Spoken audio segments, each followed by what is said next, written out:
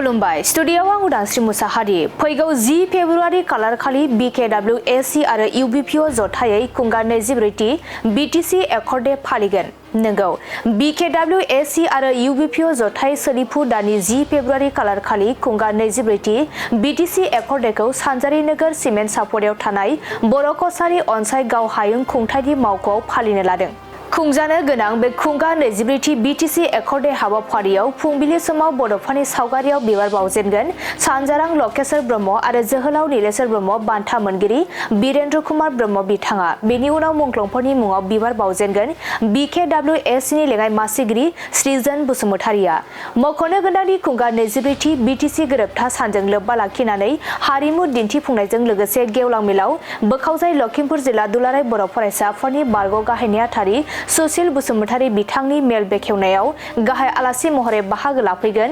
BKWAC नि गाहाय मावफुं सोद्रोमा मिहिनेश्वर बसुमतारि बिथाङा आरो जर'खा आलासि महरै UBPO नि आफादगिरि मनरन्जन बसुमतारि बिथां लोगोसे हांख्रायजानाय आलासि महरै दुलाराय बर' फरायसा आफादनि नेहाथारि बड'सा ब्रह्म बर' थुनलाइ आफादनि नेहाथारि सोरजिला औवारि सोनाब जनाय जिल्ला परिषदनि सोद्रोमा सानसुमा बसुमतारि बिथांमोना बाहागो लाफैगोन। बेजों लोगोसे गुबुन गुबुन बर' माहारियारि आफादफोरनि दैदेनगिरि बिथांमोननि बाहागो लानायाव 2003 मायथाइनि 10 फेब्रुवारि खालाराव एबसु आरो BLT नि सागान होनायाव जानाय गोरोबथानि सायाव गुवारै सावरायनाय जागोन होननानै मिथिनो मोननाय जादों।